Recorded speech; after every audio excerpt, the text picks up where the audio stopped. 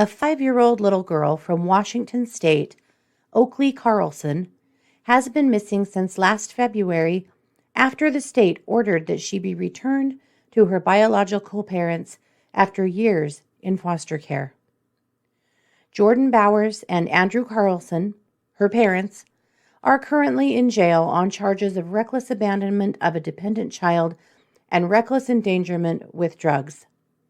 Nobody knows what happened to Oakley.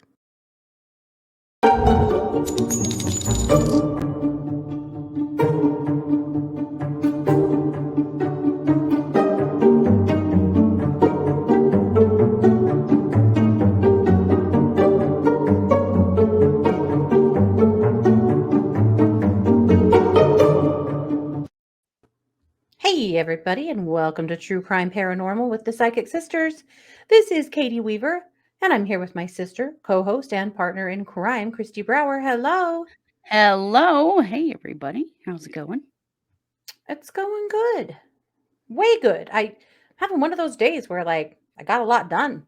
Just, Ooh. I don't know, out of spite. I don't know. Out of spite. Well, I mean, whatever makes it happen, frankly. Right? Well, you know how you just have those days or several days where you really don't do nearly as much as you think you should, and then you have a day where you catch your wind and it all gets done. Anyway, that's where I am today. Nice. I like it. And how are you? I am very well. We've been having a birthday extravaganza weekend for Rhonda. So Yes. she's had several parties already, and her last one is today. This is how Rhonda does her birthday. This is how Rhonda does her birthday, yes. So we have had a lot of fun. Well, good. Yeah. Happy birthday to Rhonda, too. Yes. Very good. Well, this is our Monday episode. Yes, it is.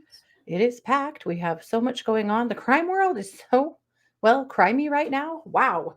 There's just so much happening. Weird and crazy, yeah. It is. People are out of their minds. But this isn't even all new crime, but, it's all, wow. So I'm going to actually just turn the mic right over to you to kick us off with DNA for the Win case. Okay.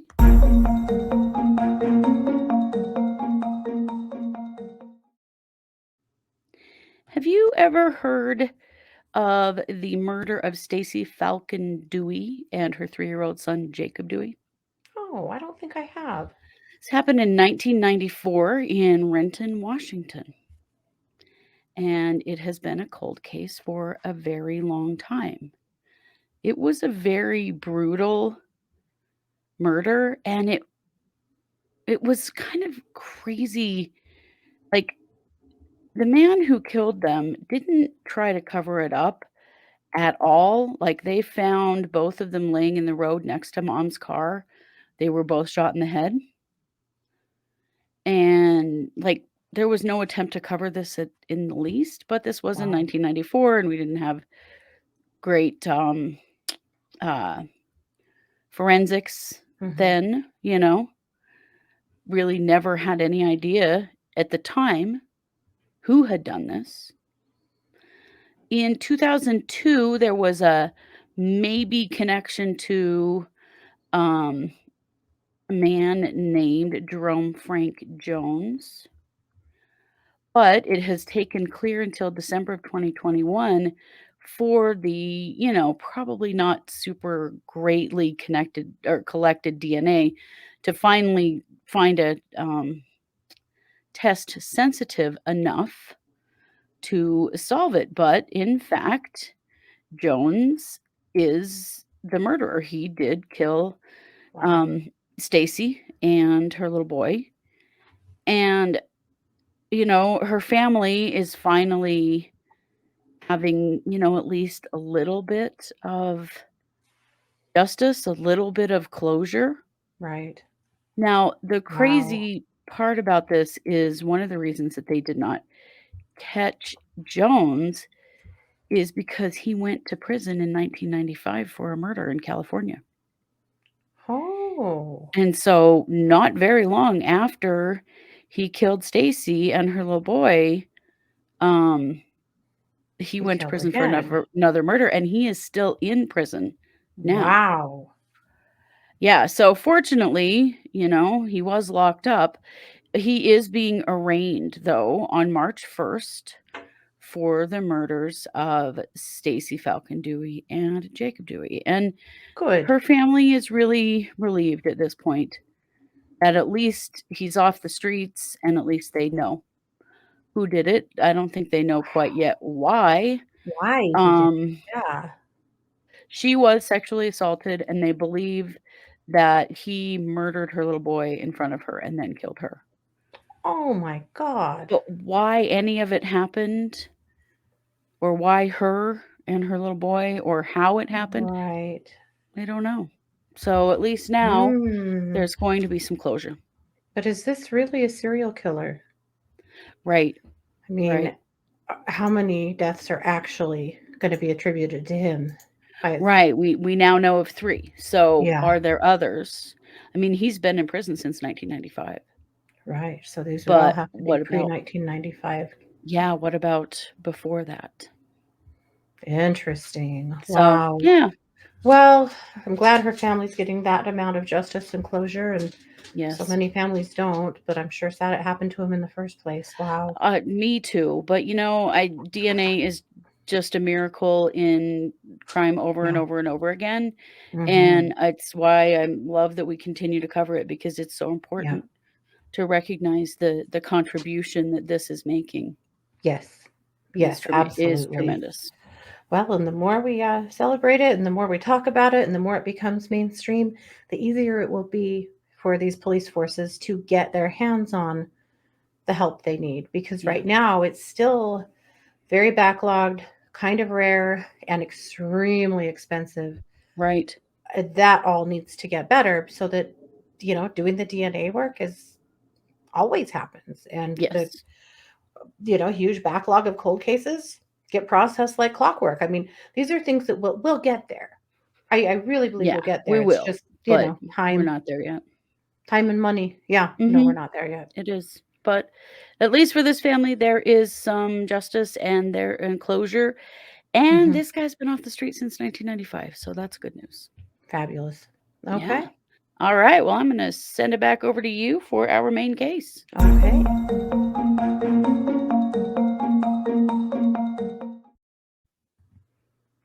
So we're talking today about the disappearance of yet another child.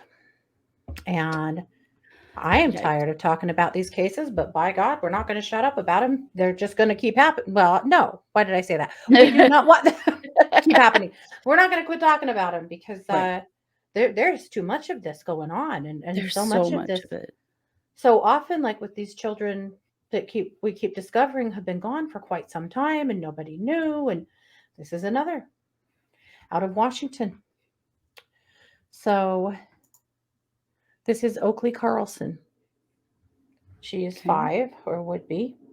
She's out of Oakville, Washington. She was last seen in Grays Harbor County, which is just outside of Oakville. The exact date of her disappearance is unknown. The police are calling it December 6, 2021.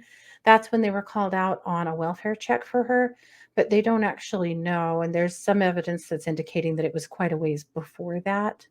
My God. So this is what we have to work with. Mom and Dad have both been arrested, but not for her disappearance as of yet. It's because they are horrible parents in general.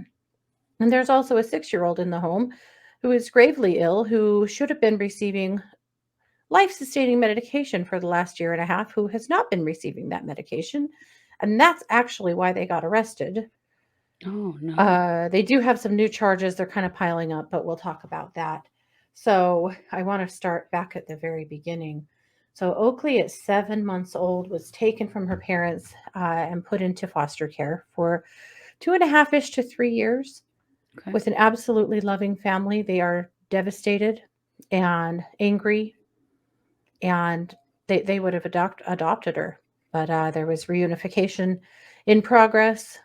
Mom and dad are both drug addicts, looks like meth addicts, and they have, well, yeah, that'll come into play later, but dad was a police officer, and he met Oakley's mom on a domestic violence call. Oh. Her Yikes. being the Vic, of a domestic violence incident and ended up marrying her or Hmm. connecting with her. I'm not actually sure that they are married, but at any rate, that's how they met. Dad is a police officer and mom is a domestic violence victim, and somehow they ended up together. Wow. Again, we know that they are both serious drug addicts. Oakley, of course, going to live with, foster parents at 7 months. They were her parents, for 3 years. And after when visits, Oakley went on visits with her parents when they were close to reunification. When she would come home, they had some real concerns for CPS that went completely ignored. Hmm. So it looks like there's about 4 kids in their family. There's an older son that's a 9 that had a different father. Uh, and then, of course, there is a 6-year-old, 4-year-old Oakley, and a 2-year-old son. Hmm. So at one point, the 3 older kids were all in foster care. The 2-year-old son was born after the 3 older kids were taken and somehow fell through the cracks and remained with these people. That happens a scary amount of time, unfortunately. Mhm. But then they kind of got their shit together and managed to get reunification and got all of the kids back. And so that's kind of the history of the family. So here's what happened. They were living on a 300-acre property that Dad Andrew, his grandmother, owns. And there's a house there, and they had a fire sometime in the late fall, early winter Hmm. in the house that took apparently about 4 hours to put out. They never actually called 911 or anything. They've lied about the fire repeatedly. Later, they called. Looks like maybe they called so they could make an insurance claim or something along those lines, but they didn't actually Hmm. call the police when they had the fire. They Hmm. told the police that the fire was started by Oakley playing with a lighter on the couch. Yeah, because that's what your 4-year-old should have hold of. But Right? That is the definitely still their fault. right, but authorities determined that the fire actually started in the microwave or Oh. near the microwave, which has made people speculate. These two have been known for cooking meth, and so. Um, with those little kids in the house. Oh, Mhm. God. But when the police came out to see the home, they never saw Oakley. And the neighbors are saying that the night of the fire, they never saw Oakley. There were the other 3 kids out running around, but they didn't see Oakley, which they thought was weird. Um, so the principal of the school that the older kids go to heard that there was a fire at their house, so she showed up with clothes and donations, things for the kids to make sure that they were okay. Yeah. And she was there for 45 minutes, and all of the other kids were out playing in the yard and stuff, but she never saw Oakley. She asked one of the kids, "Where's your sister?" They said, "In timeout." Asked Mm. mom and dad, and they said, "Oh, she's in her bedroom right now." But for all that time, she never saw Oakley, but she also felt like things felt weird. Mhm. So then the 6-year-old went over to a play date with her daughter, and she asked her then about Oakley because things just weren't sitting right with her. And she said Oakley is not here anymore, Mm. which was very concerning. Yeah. And so she thought maybe Oakley had gone back to the foster parents. So she went and asked the foster parents. This principal deserves an award. Yeah. Uh, and they said no, she was taken from us last February. We haven't seen her since. So Mm. she's starting to feel like something is very wrong. Yeah. So she calls the police and asks for a welfare check. And at the time, they were staying in a hotel because of the fire.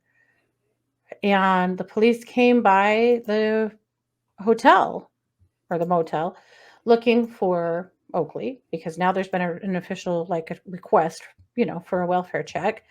Yeah. And Jordan, mom, says she's with the foster mom, Jamie Joe, which we know isn't true. Right. And the police pushed harder, and she got really upset and started screaming at the police and ended up being arrested for obstruction of justice. Oh my gosh. So then they arrest dad too, and we're holding them on suspicion of manslaughter because Mm-hmm. neither of them will tell them where Oakley is, and they're just acting really sus. And also just like dangerous people, Mm-hmm. And they still don't have enough evidence to really for the manslaughter charge, but the police interviewed the 6-year-old and the 9-year-old, and the rumors are that the 6-year-old got really upset and said she's not allowed to talk about Oakley. Mm-hmm. And then she told the police that Oakley went into that mom said Oakley went into the woods and was eaten by wolves. Oh God. And the 9-year-old said that mom would beat Oakley with a belt, starve her, and lock her in a closet under the stairs. Oh no. Mm-hmm. Another one of these. Mm-hmm. Then they discover, of course, that the 6-year-old is supposed to be having serious medication that they have not been receiving. There's rumors that they actually found methamphetamine in the children. That I can't substantiate, but that's something I've read a few times now, that there was certainly meth around the older kids and probably Oakley too. Mm-hmm. And at this point, the children have all been returned to foster care, and mom and dad are in custody, but they are not talking. And authorities are just completely fit to be tied. They have no idea where Oakley is. But that is a 300-acre property. Yeah. And so they're looking desperately for her, but they don't know that that's where she is anyway. So of course the foster mom is just fit to be tied because she was taken out of their care where she was safe and put in a completely unsafe situation. Yeah. And here we are. That's awful. Yep. Yep. Mm. So all we can do with this case at this point is to keep a close eye on it and hope that something comes from it. I hope they find Oakley. I think that what the other kids are saying is pretty freaking telling. Yeah. Well, it is. Yeah. And for the parents to be charged with manslaughter, I mean, they know. They've got to know plenty. Yep. That's really sad. Poor little thing. God. Yep. What is with this world? Well, and what is with this age range? We just keep saying it the last few weeks. 4 and 5-year-olds, like 4 to 6-year-olds. That's who we just keep seeing go missing from their parents. Yeah. And then discover the parents are the perps. It just keeps happening. Yeah, it does. I know. It's a scary time. It is, but I don't know. I mean, like in this case, they have no idea really how long she's been gone. When was the last time she was actually seen? There's a lot of speculation about that maybe she's been gone quite a bit longer than they think. Sure sounds like it. That's what's scary is that these, especially families like this, and it seems like practically always there's drugs involved, and they've withdrawn from their families, and nobody is laying eyes on these kids until it's just way too freaking late. Yeah. Yeah. Broken system. Yep. So we'll keep tracking this one and keeping an eye on it. But in the meantime, this is out of Washington. So all you Oregon and Washington and Idahoites, this is a missing child in your area. Yeah. Keep an eye. Yep. Be aware. Mm-hmm. Well, Christy, I'm going to kick the mic back over to you for some WTF news. Yes.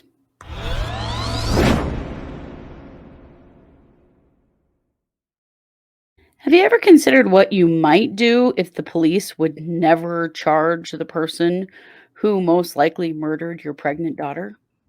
Oh, I'm afraid someone else would be going to jail. Well, no, actually, Sarah Mason's family have got a pretty novel idea going here. I don't know if it's novel, but Oh, I think it's very smart. So, Sarah Mason was found dead in the kitchen of her home. This is okay. in was in St. John, Missouri, on Halloween night in 2017. Sarah was nearly 8 months pregnant with her daughter, Melanie, and it all went very strangely because it was initially called an accident. And Sarah's boyfriend, who is not named currently because he has not been charged, told a story that he came home and just found her laying on the floor in the kitchen and that he assumed that she'd had a fall.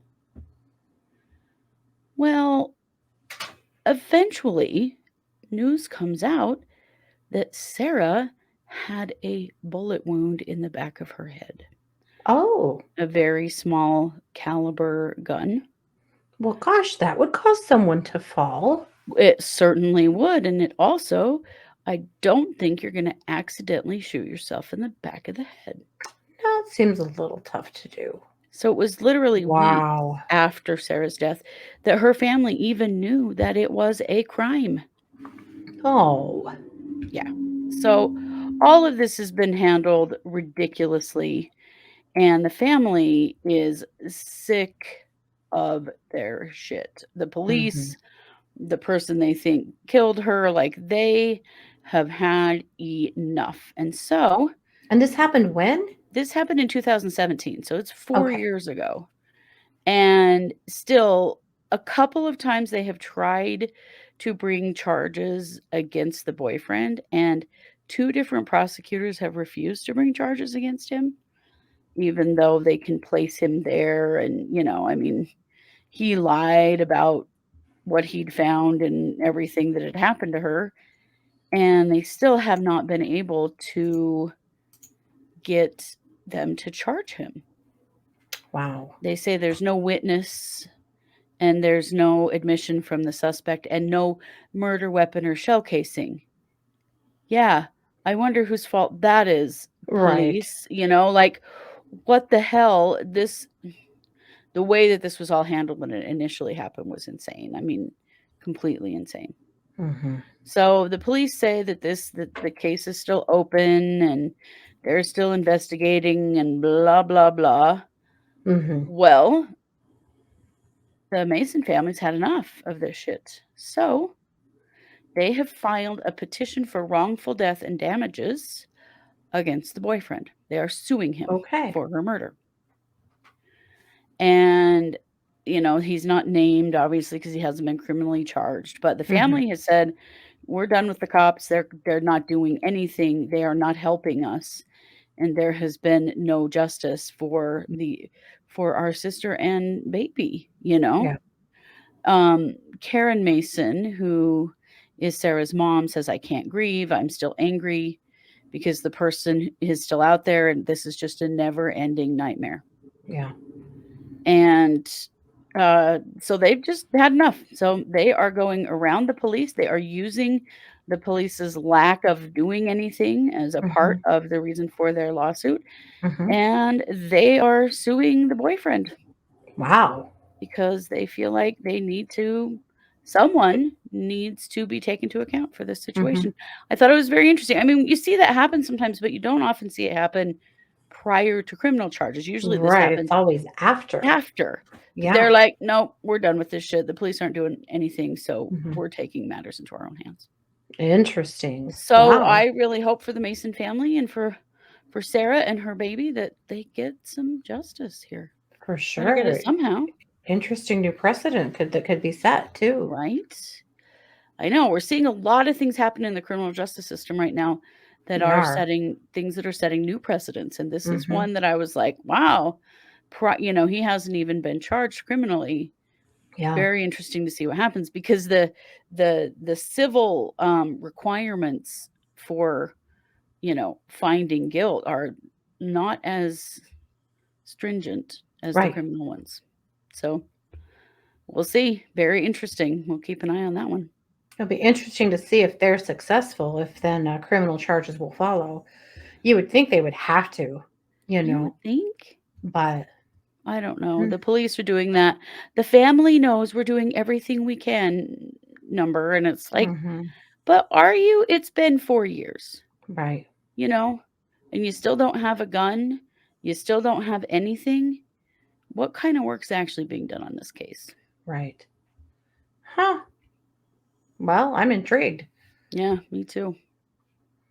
Well, this is our Monday episode. We will be back tomorrow, Tuesday, and then again on Wednesday with regular episodes. We'll be back Wednesday night with case updates and Thursday night with the psychic hour. So there is still so much more to come this month or this week. Wow, this week and this month. And this month. Where am I? It can be both. Yeah, it can be both. Also, we have a brand new Patreon. So, Yes, we patrons, do. if you haven't checked it out yet, there is a brand new Patreon case up. I'll just give you one spoiler alert. What do you get when you combine a sex offender, a murderer, a pastor, and a police officer? Oh boy. Spoiler alert, it's one guy. That's And I'm going to tell you all big about it jackass. on the That's what you Patreon. get. Mm. There you So, go. don't miss it. And if you're not patrons and you'd like to be, we have so much content over on Patreon that We you may be do. interested in seeing. And you can just become a patron by heading over to Patreon and searching for True Crime Paranormal. So that's easy enough. Yeah, Well, sure guys, is. like, comment, share. Let us know what you think of today's episode. If there's anything you want to add or take away or whatever, we'd like to hear from you. So thanks so much for being here. This has been yet another episode of True Crime Paranormal with the Psychic Sisters. Take care. Thanks, everybody.